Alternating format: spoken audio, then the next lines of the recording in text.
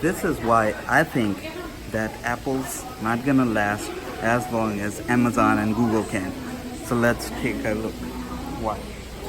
So if we are talking about Apple and big companies other than Apple like Amazon and Google, um, thing is that all these companies have good presence in the consumer market. So it's not just about corporation or the big companies that they are targeting, but also the consumer market, which is really important because at the end of the day, the best you can do is to target both the consumer market as well as the business. So if you can please come forward so people can hear it fine. So the take, why I'm saying that is Apple is doing probably the best job in the consumer market, and what I mean by that is it's you can take any product that Apple has made, and you would find like sales like literally blowing the roofs off, and that's because the product quality. So one thing that Apple has targeted really well is the product quality that they have. On the other hand, when we talk about Google and likes of Amazon is structured like the whole company is based on the consumers, the clients, the customers. They are customer agnostic, so all kind of customers belonging from different fields, different aspect of life, different businesses, they all come to Amazon as the consumer. Directly or indirectly, they are part of Amazon ecosystem.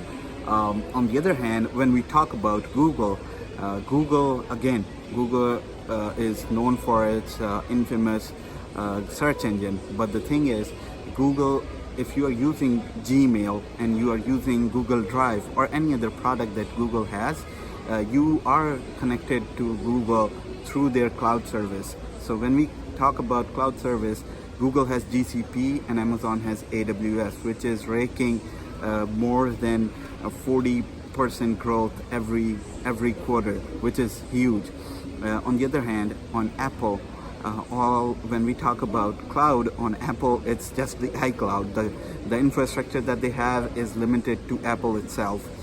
So not saying that Apple cannot grow in that field, but this is something that Apple has missed out on. This was the opportunity that Amazon has capitalized on, especially in the beginning. So now they have market share more than Google, Azure and Alibaba combined. Now Oracle is trying to get to the sum of the share that cloud market has, but Amazon with AWS is way far ahead. So that's why one of the reason I think is Apple's complete business is based on the consumer products, whether it be iPhone or iMac or any Mac Pro or MacBook related products. But it is only the products that they sell.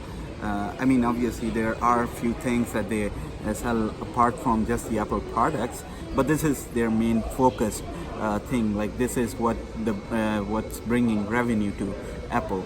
On the other hand, if you think about Amazon and Google and even now Facebook, when we talk about these other big companies, we see a diversity.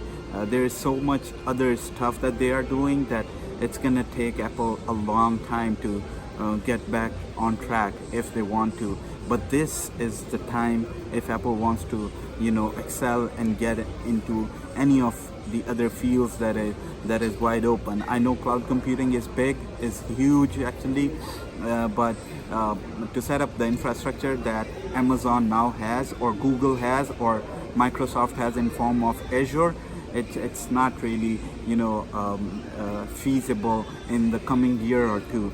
But Apple should consider expanding and diversifying their portfolio other than just talking and creating products. So that's my take, and I think that is very important for Apple to to diversify, and that is one sole reason that I think Amazon and Google and maybe Facebook too will beat Apple really soon. So I think that's the end of the video. I hope you guys like this video. If you haven't already subscribed, make sure to subscribe, like this video and share it with your friends, and let me know in the comment section what do you think about this whole thing, like that the infrastructure we talked about, the technologies, the different things, diversifying the portfolio and all of that. So this is really important. I really want to know about your input on this. Hope to see you guys soon. Till then, take care.